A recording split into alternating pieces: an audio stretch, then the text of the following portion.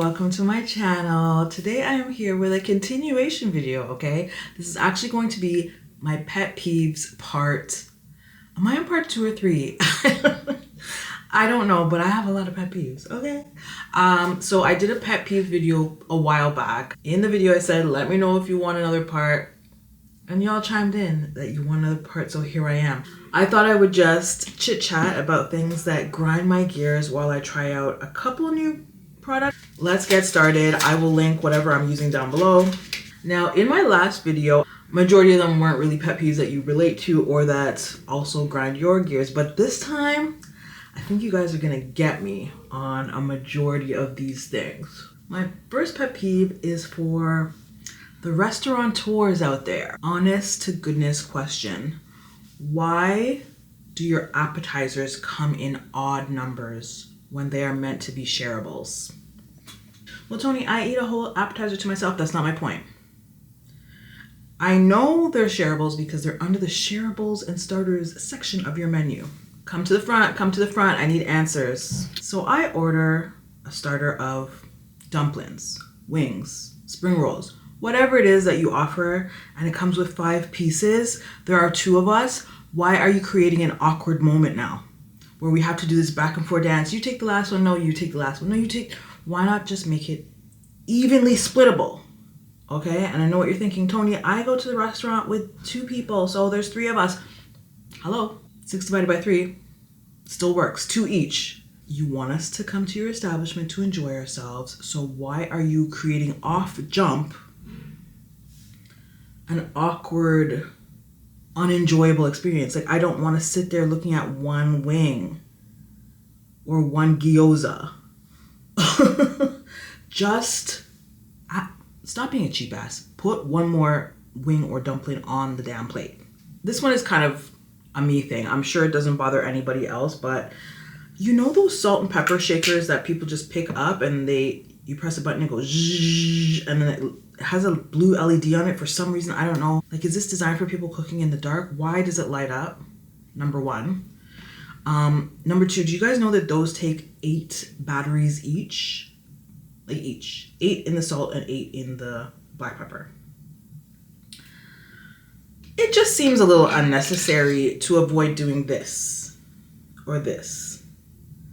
Just such a simple hand motion. I mean, 16 batteries just to avoid using a little flick of the wrist action seems excessive. And also, why does it light up blue? And before somebody comes and says, Toni, there are people with mobility issues, what part of this makes you think I'm talking about somebody with a mobility issue? Ma'am. Okay, the contour is coming through, y'all. This is still my favorite contour stick. It's the Fenty Match Stick. But like I said, I'll link everything down below. Oh, also guys, please excuse the mess in the background that you have been seeing for the last few weeks. If you caught, one of my recent vlogs, you know that I recently started painting again. And if I put the stuff away, it's going to be another 9 years. Like, I just know myself. I can't put it away until I get really back into the swing of things. So for now, yeah, you're just going to have to see the mess in the background.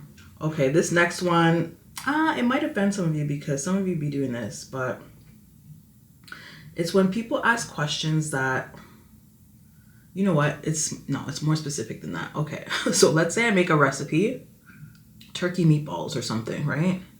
And I use ground turkey to make the meatballs, put up the whole recipe, and somebody will be like, can I substitute turkey for chicken?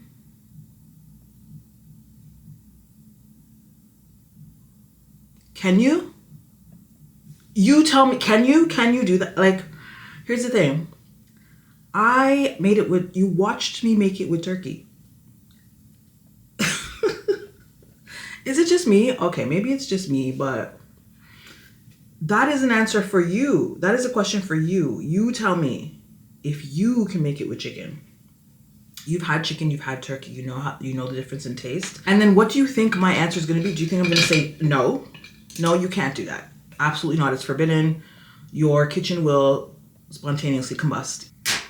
You can substitute whatever you want for whatever you want. It's your food. Now, this type of pet peeve, I think, is maybe a bit more of a pet peeve for influencers only because I think we get more questions and more comments than the average person. So maybe that's why it bothers me, but it's such, like, it's just common sense, you know? That's a running theme, is common sense. I value common sense a lot. And so when people don't utilize it, it grinds my gears. Similarly, okay, let's say I make a recipe that is like, I don't know, decadent cheat day chocolate cake. And somebody comments, how can I make this recipe healthier? Look up a healthy recipe. That's what you can do. You read the title. Why are you here? Most of the time I see these kind of annoying comments on Facebook, to be honest. I think Facebook is particularly the worst for miserable people, which, to be honest, miserable people, also a pet peeve of mine. Like when people are just miserable for no reason. It could literally be any, look, let me test the theory. It could be any video. I'm gonna open Facebook right now. I get a lot of home decor on my timeline because I like home decor. So here's an example. Beautiful room. Can you guys see that? Nice dark feature accent wall. Lots of plants. Nicely arranged, symmetry, everything, right? Let's go to the comments. First comment. Too many information around TV. First of all, what does that mean? Second comment. It's beautiful, but a little too formal for me. It's not for you. Third comment. Pretty, but I don't care for the pictures. Honestly, this is why I don't be on Facebook. Look at these two idiots now. I can literally hear you guys breathing. What is your problem? Well, excuse me, why? What kind of bombardment is this? Anyways, listen. Just listen to it. Just listen to us.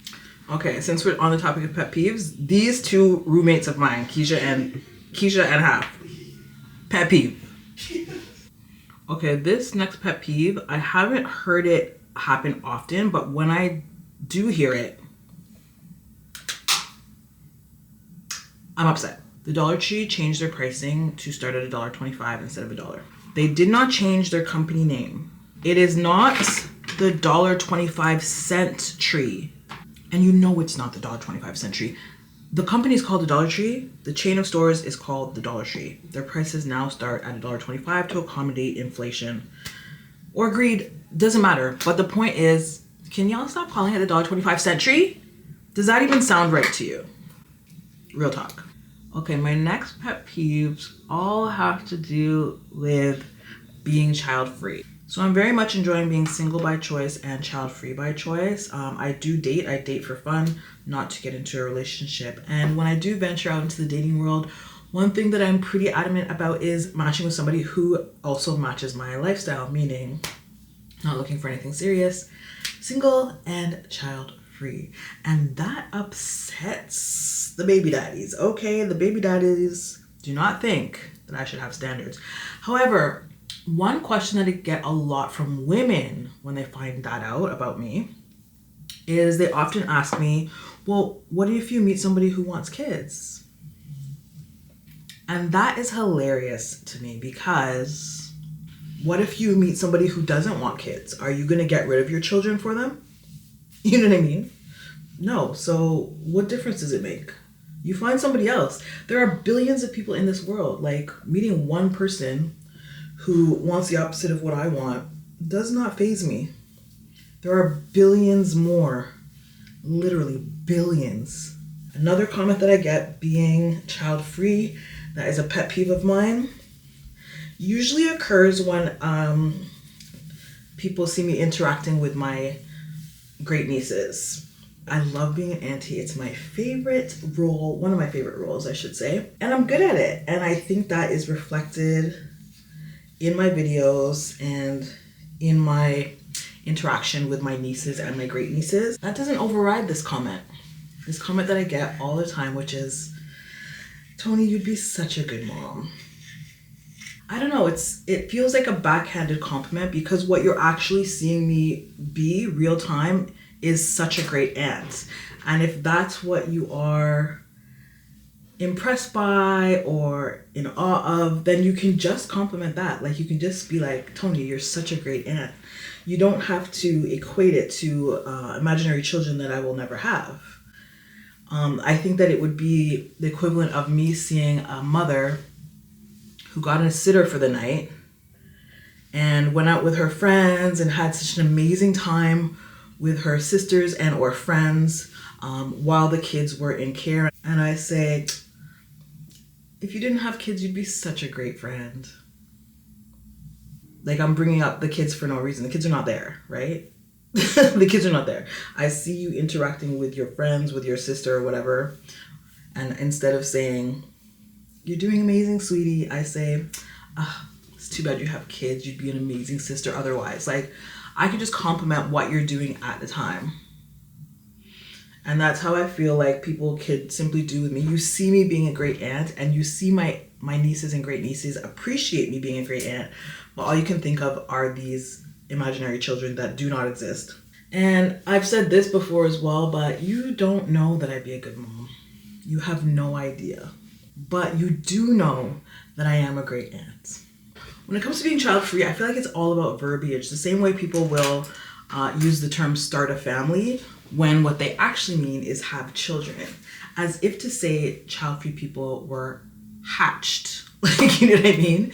I remember working in the corporate world and having to take time off.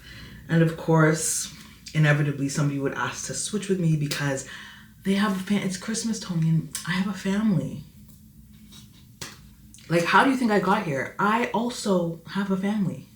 So using family interchangeably with kids also doesn't sit right with me as somebody who's child-free. And I know most people who say it, who say, you know, they want to start a family, are well-meaning.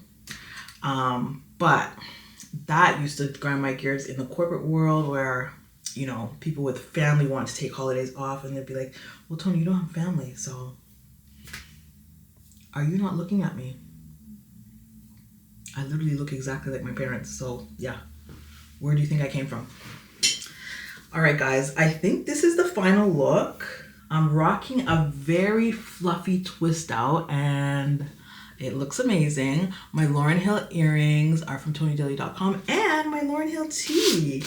So I just figured I'd be like, well, matchy today. Thanks so much for watching, guys. Chime in below. Let me know if you agree with any of these pet peeves or not, especially the restaurant. I think the restaurant one is one we can all agree on. But yeah, thanks for watching, guys. I'll see you in the next video. Peace.